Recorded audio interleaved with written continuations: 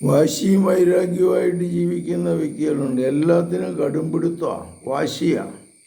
അപ്പോൾ അങ്ങനെ വന്നു കഴിയുമ്പോൾ മറ്റുള്ളവരൊക്കെ അവനെ വെറുക്കും. അതാ ജീവിതത്തിൽ നടക്കുന്ന യാഥാർത്ഥ്യം. അമിതവാശി പിടിക്കരുത്. ചിലപ്പോൾ ഒന്നുകൂടെ ചിന്തിക്കണം. ചിലപ്പോൾ നിർബന്ധ ബുദ്ധി പിടിച്ചു കഴിഞ്ഞാൽ ഒന്നുകൂടെ ചിന്തിക്കണം. ഇത് ദൈവഹിതമാണോ? ഇത് മറ്റുള്ളവർക്ക് ഉപകാരപ്രദമാണോ? ഞാൻ ഇത്രയും നിർബന്ധം പിടിച്ചിട്ട് കാര്യമുണ്ടോ?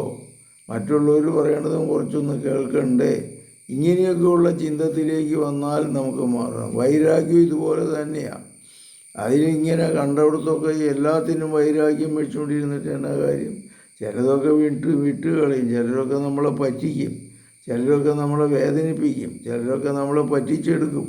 ഇതൊക്കെ ജീവിതത്തിൻ്റെ ഭാഗമായിട്ട് കണക്കാക്കി അത് വിട്ട് കളഞ്ഞ് മുന്നോട്ട് പോകാനായിട്ട് ശ്രമിക്കണം. കർത്താവേ, വാശിയിൽ നിന്നും വൈരാഗ്യത്തിൽ നിന്ന് എന്നെ മോചിപ്പിക്കണമേ.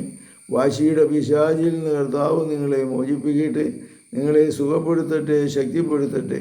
കർത്താവേ, ഈ മകനെ വാശിയുടെ പിശാചിൽ നിന്ന് മോചിപ്പിച്ച് സന്തോഷവും സമാധാനവും നൽകുവാൻ, പിന്നെ മറ്റുള്ളവരുടെയും കൂടി കേൾക്കുവാൻ, മറ്റുള്ളവരുടെ അഭിപ്രായം കൂടെ കേൾക്കുവാൻ, അതനുസരിച്ച് പ്രവർത്തിക്കുവാനൊക്കെ ഭാവന നൽകണം.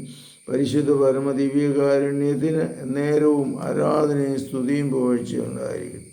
ഈശോ മിശിഹായ്ക്കും സ്തുതിയായിരിക്കട്ടെ.